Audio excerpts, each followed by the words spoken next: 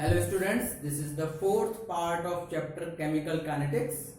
So without any further delay, let's start the video. Topic मैंने पहले से लिख रखे हैं केमिकल काइनेटिक्स से, जो पार्ट 4 से रिलेटेड जो टॉपिक्स हैं. पहला आता है टेम्परेचर डिपेंडेंस ऑफ रेट, यानी कि किसी केमिकल रिएक्शन का रेट टेम्परेचर पर किस तरह से डिपेंड करता है. It is found that for a chemical reaction with rise in temperature by 10 degree the rate constant nearly double, यानी कि ये देखा गया है कि अगर किसी केमिकल रिएक्शन का टेम्परेचर 10 डिग्री सेल्सियस बढ़ा दिया जाए तो उसका रेट कांस्टेंट जो है वो डबल हो जाता है. उसके बाद temperature coefficient, it is the ratio of rate constant at temperature 308 kelvin to the rate constant at the temperature of 298 kelvin, यानी कि 10 डिग्री केल्विन का जो है अंतर आता है. So temperature coefficient equal to rate constant at 308 kelvin upon rate constant at 298 kelvin. ठीक है ना. टेम्परेचर कांस्टेंट जो है 10 डिग्री केल्विन के रेट कांस्टेंट का रेशियो होता है, जो भी उनमें अंतर हो. उसके अलावा आर्हेनियस इक्वेशन क्या होती है? The temperature dependence of rate of chemical reaction is expressed by Arrhenius equation, यानी कि टेम्परेचर डिपेंडेंट वो इक्वेशन जो किसी केमिकल रिएक्शन को रेट को बताए, वो इक्वेशन जिन्होंने दी वो आर्हेनियस ने दी थी, और इसलिए इसे आर्हेनियस इक्वेशन भी बोलते हैं. इक्वेशन है K इक्वल टू ए ई की पावर माइनस के E A upon R T, जहां पर ए है फ्रीक्वेंसी फैक्टर, ई है एक्टिवेशन एनर्जी, आर है गैस कांस्टेंट और टी है टेम्परेचर. ठीक है ना. तो ये जो है Arrhenius rate dependent temperature dependent rate equation है. ठीक है ना. तो नोट करें ऐसा. उसके बाद नेक्स्ट टॉपिक देखते हैं. उसके बाद में नेक्स्ट टॉपिक आपका आता है आर्हेनियस थ्योरी. तो आर्हेनियस ने किसी केमिकल रिएक्शन के कंप्लीट होने की एक थ्योरी दी थी. तो Arrhenius state that product are formed through the intermediate और एक्टिवेटेड कॉम्प्लेक्स, यानी कि आर्हेनियस के थ्रू जो भी प्रोडक्ट बनता है वो इंटरमीडिएट या एक्टिवेटेड कॉम्प्लेक्स के बाद बनता है, यानी कि पहले रिएक्टेंट आपस में कंबाइन होकर इंटरमीडिएट बनाते हैं और उसके बाद में प्रोडक्ट बनाते हैं. इसका एक एग्जांपल दे रखा था, hydrogen gas plus I2 gas form 2HI gas. तो हाइड्रोजन के दो molecule H bond H, iodine के दो molecule I bond I Gibbs. अब यहाँ पर H और I हाइड्रोजन मॉलिक्यूल और आयोडीन मॉलिक्यूल आपस में इंटरमीडिएट बनाते हैं. ठीक है, HI और HI का. उसके बाद में ये वाले बॉन्ड टूट जाते हैं और दो कंपाउंड बनते हैं, यानी कि 2HI है. तो एक ऊपर वाला HI हाइड्रोजन आयोडाइड और एक नीचे वाला HI हाइड्रोजन आयोडाइड. तो ये आर्हेनियस की थ्योरी थी कि जो भी रिएक्शन होती है उसमें जो रिएक्टेंट होते हैं पहले इंटरमीडिएट बनाते हैं, उसके बाद में प्रोडक्ट बनाते हैं. उसके बाद में एक्टिवेशन एनर्जी जो हमने आर्हेनियस इक्वेशन में दी थी, एक्टिवेशन एनर्जी होती है ई सफिक्स में ए. होता क्या है? It is the energy needed, यानी कि ये वो एनर्जी है जो जरूरी है to form the intermediate called activated complex, or it is the extra energy contained by the reactant molecules that result into effective collision between them to form a product. मतलब कि एक्टिवेशन एनर्जी वो energy है, वो जरूरी energy है जो किसी intermediate को बनने में लगे. ठीक है ना. It is the energy needed to form the intermediate called activated complex, यानी कि वो एक्स्ट्रा वो इंपोर्टेंट या वो रिक्वायर्ड एनर्जी जो फॉर्म करे किसी इंटरमीडिएट को. ठीक है. और it is the extra energy contained by the reactant molecules that result into the effective collision between them to form product, या फिर ये वो एक्स्ट्रा एनर्जी है जो कि रिएक्टेंट मॉलिक्यूल्स में इफेक्टिव कोलिजन, यानी कि रिजल्टेंट कोलिजन मतलब आपस में जब टकरा के प्रोडक्ट बनाए, तो उस टकराने के लिए जो रिक्वायरमेंट ऑफ एनर्जी है वही आपकी एक्टिवेशन एनर्जी होती है. उसके अलावा आती है थ्रेशोल्ड एनर्जी, ये आपकी एक्टिवेशन एनर्जी है. ये threshold energy, it is the minimum energy which the colliding molecules must have for effective collision, यानी कि ये वो कम से कम एनर्जी है जो कि मॉलिक्यूल्स को आपस में इफेक्टिव कॉलिजन के लिए जरूरी होती है। तो ये मेन आपकी डेफिनेशन थी, इन्हें नोट करें। उसके बाद नेक्स्ट टॉपिक देखते हैं। उसके बाद में नेक्स्ट टॉपिक आता है आपका मैक्सवेल बोल्ट्जमैन डिस्ट्रीब्यूशन कर्व। ये दो कर्व हैं, एक तो आपका फ्रैक्शन ऑफ मोल और काइनेटिक एनर्जी का, एक आपके फ्रैक्शन ऑफ मॉलिक्यूल्स और काइनेटिक एनर्जी का, ठीक है ना, सॉरी फ्रैक्शन ऑफ मोल्स का। ये आपका जो है एक पर्टिकुलर टेम्परेचर पर, ये टेम्परेचर में 10 डिग्री केल्विन जो आप बढ़ा दें उसका ग्राफ है। पहले देखते हैं, उसके बाद ग्राफ समझाएंगे। According to Boltzmann, Maxwell-Boltzmann, the distribution of kinetic energy, यानी कि kinetic energy का distribution, be described by plotting a fraction of molecules. हम उसे describe कर सकते हैं fraction निकाल के molecules Ne upon Nt। अब यहाँ Ne क्या है और Nt क्या है? Where Ne is the number of molecules with energy E and Nt is the total number of molecules, यानी कि वो नंबर ऑफ मॉलिक्यूल्स जिसमें एनर्जी E है उसका ratio total number of molecules के साथ में। That is called Maxwell distribution of energy represented by the figure. तो उन्होंने दे रखा है कि अगर फ्रैक्शन ऑफ मॉलिक्यूल्स जो हमारे पास में Ne अपॉन Nt है और काइनेटिक एनर्जी के बीच में ग्राफ खींचा जाए तो एक पीक वैल्यू आती है और उसके बाद में जैसे भाई रिएक्शन हो रही है स्टार्ट, तो एक पीक वैल्यू पर रिएक्शन सबसे तेज होती है, उसके बाद में रिएक्टेंट कम होते जाते हैं और प्रोडक्ट बढ़ता जाता है। तो उस समय जो है काइनेटिक एनर्जी जो है फिर कम होती जाती है और एक सैचुरेशन की कंडीशन में आती जाती है। तो जो पीक वैल्यू होती है उसे हम बोलते हैं most probable kinetic energy, most probable kinetic energy.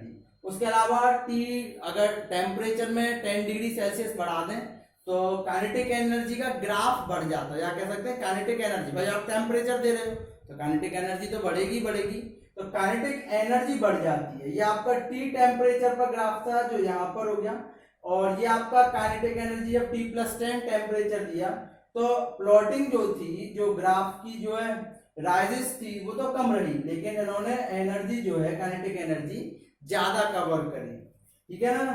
ये वाला पोर्शन बोला जाता है एनर्जी ऑफ एक्टिवेशन, और ये बोला जाता है दिस एरिया शोज, ये वाला एरिया, ये जो भी हमारे पास में दे रखा है ये और एक ये। तो this area shows fraction of addition of molecules at T+10 temperature. इसे बोलते हैं हम distribution curve showing temperature dependence of rate. इसे बोलते हैं distribution curve showing energy among gaseous molecules. Kinetic energy और मॉलिक्यूल्स के बीच में ये ग्राफ है, और ये आपका टेम्परेचर के डिपेंडेंस में कि टेम्परेचर आप 10 डिग्री सेल्सियस बढ़ा देते हो तो काइनेटिक एनर्जी बढ़ जाएगी, प्लॉटिंग जो है थोड़ा सा डाउन से जाती है, जो उसका हाईएस्ट पीक वैल्यू है वो कम हो जाती है, ठीक है ना। तो ये आपका था मैक्सवेल बोल्ट्जमैन डिस्ट्रीब्यूशन का, नोट करें इसे। उसके बाद नेक्स्ट टॉपिक देखते हैं। नेक्स्ट टॉपिक आर्हीनियस इक्वेशन से ही है। तो पहले आप लिखोगे Arrhenius equation,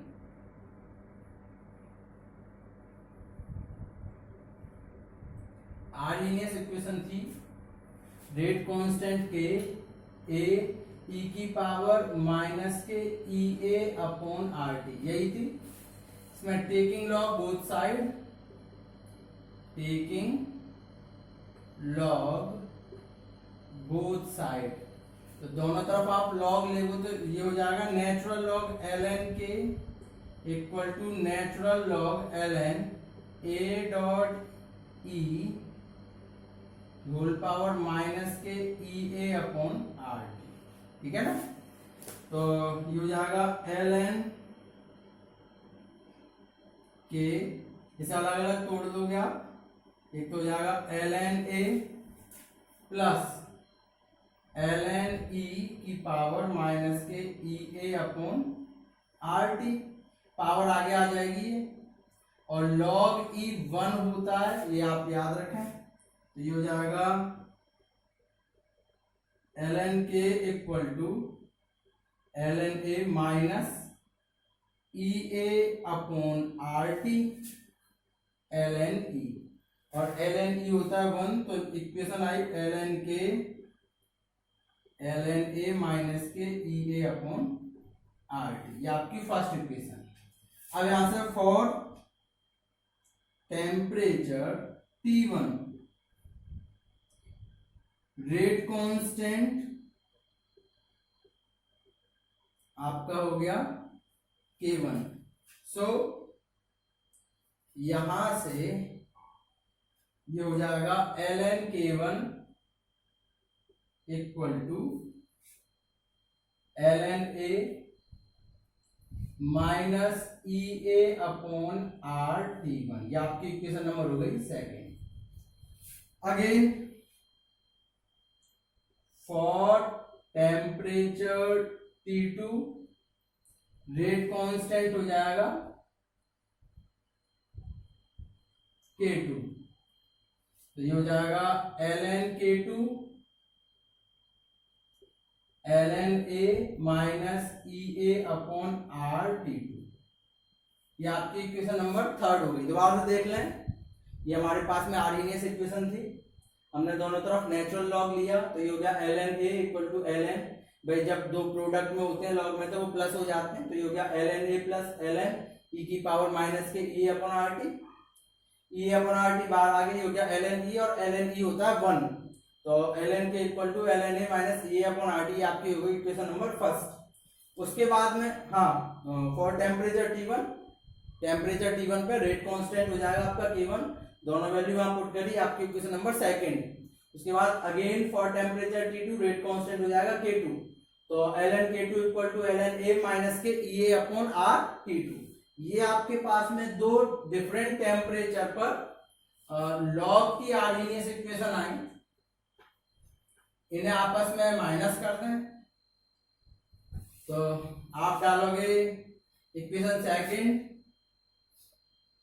third minus equation second, तो ये हो जाएगा ln K2 माइनस के ln K1 equal to ln A minus EA upon RT2 minus ln A plus के EA अपॉन RT2। तो यहां से ln A minus EA upon RT2 minus ln A plus EA upon RT2, और हाँ ठीक, तो ln A से ln A cancel, ये आपका हो गया, क्योंकि माइनस है तो ये हो जाएगा ln K2 अपॉन K1, यहां से EA upon RT2 minus EA upon RT1। इसे आप लॉग में लॉग बेस 10 में लगोगे तो ये 2.303 लॉग K2 अपॉन K1, यहां से आप EA अपॉन R कॉमन ले लें तो ये हो जाएगा 1 upon T2 minus 1 upon T1। 2.303 को आप उधर पहुंचा दें तो मेन इक्वेशन आपकी निकल के आएगी log K2 upon K1 EA upon 2.303 R, LCM ले लेंगे, हो जाएगा T1 minus T2 upon T1 T2, और ये आपकी मेन इक्वेशन आई है। दो डिफरेंट रेट कांस्टेंट और दो डिफरेंट टेम्परेचर के बीच में रिलेशन, इससे कई सारे न्यूमेरिकल सॉल्व होंगे आपके इसी चैप्टर के, तो very very important reaction sorry equation है ये, नोट करें इसे।